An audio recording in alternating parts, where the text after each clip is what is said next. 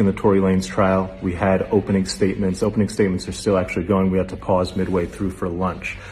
Better than TV. If you watch the prosecution's opening statement, you would say guilty. If you then watch the defense's opening statement, you would say, what the hell is the prosecution thinking, charging him? Basically, the prosecution started with this story. They said that, hey, they're all at the party, and Tory is leaving the party with Meg. They're in the car. An argument breaks out, during which Meg says and insults his skills as a rap artist. This leads to a situation where she gets out of the car and he shoots at her feet and yells, "Dance, bitch." And then she ends up at a hospital, and a doctor takes out 3 fragments of bullet wounds from her foot. Now, if you just hear, and the prosecution says that Kelsey, the other woman in the car, is going to testify that Tory shot Meg. And Kelsey has a text message where she texts somebody that, hey, Tory shot Meg.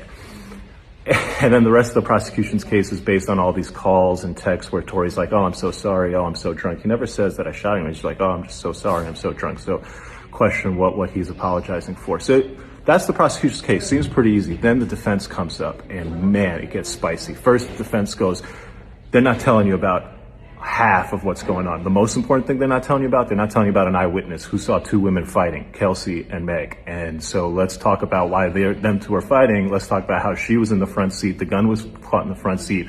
Let's talk about how she might have gunpowder. She does have gunpowder. Let's talk about how this has nothing to do with the fight between Tory and Meg and everything to do with the fight between Meg and Kelsey. And then the defense starts dropping the bombs. He basically says this, that they're in the car. Yeah, they left. But do you know why they left? They left because Kylie and Tory were in the pool together. And Kelsey and Meg both felt some type of way about that, to the point that Meg felt really some type of way about that. And she was really trying to go, to the point that eventually, because of how Meg is acting, this is according to the defense, Kylie Jenner goes to Meg Thee Stallion and says, it's time for you to leave. They all leave. The defense's point is what happens in the car is this. Tory questions Kelsey, hey Kelsey, why are you backing up Meg for me trying to, get it on with Kylie Jenner? Meg has been snaking men from you your whole life. I hooked up with you, Kelsey, and then Meg went behind your back and hooked up with me. And Kelsey, this is not the first time.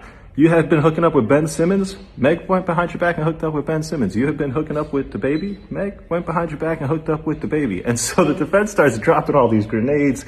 The crowd is captivated. The jury's like, oh, what's going on?